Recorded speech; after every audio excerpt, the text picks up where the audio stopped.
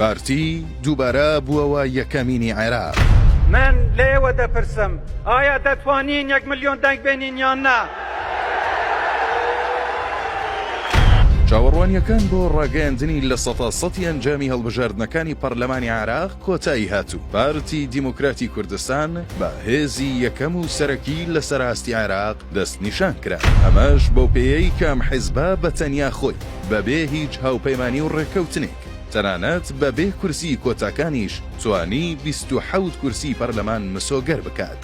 شەشەمین خولی هەڵبژاردننی پەرلەمانی عێراق بە ڕێککەوتنی لایەنەکان پێکێنانی هاوپەیمانی و پشتگیری یەکتر بەڕێوەچوو هەر لە سوودانی و حەلبوسی و مالیکیەوە بگرە تا یەکێتی و سەرجەم هێزە سیاسیەکانی دیکە هەموو هەوڵی خۆیان خستە گەڕ و چوونە ناو هاوپەیمانیەکانەوە تاوەکو زیاترین دەنگ و کورسی بەدەست بهێنن. پێیان وابوو بەم شێوەیە دەتوانن ببنە خاوەن دەنگ و کورسی زیاتر، بەڵام پارتی دیموکراتی کوردستان پێی نیشاندان کە یەکەم بوون پێویستی بە متمانە بنەما و پشتیوانی خەڵکە و ئاوپەیمانەتی و ڕێککەوتن هیچ لە ڕاستیەکان ناگۆڕێت. ڕۆسی هەڵبژاردنەکە چەندە دڵە ڕاوکی و سترێسی بۆ هەموو هێزەکان هەبوو، ئەنجامەکانی شێوەندەی دیکە نیگەرانیەکانیانی زۆرتر کرد، بەڵام ئەوەی یەکەم و بێترس و سەرکەوتوو بوو پارتی دیموکراتی کوردستان بوو، چونکە هیچ هێزێکی عێراقی نەیتوانی بەقەد پارتی دەنگ و کورسی بەدەست بهێنێت.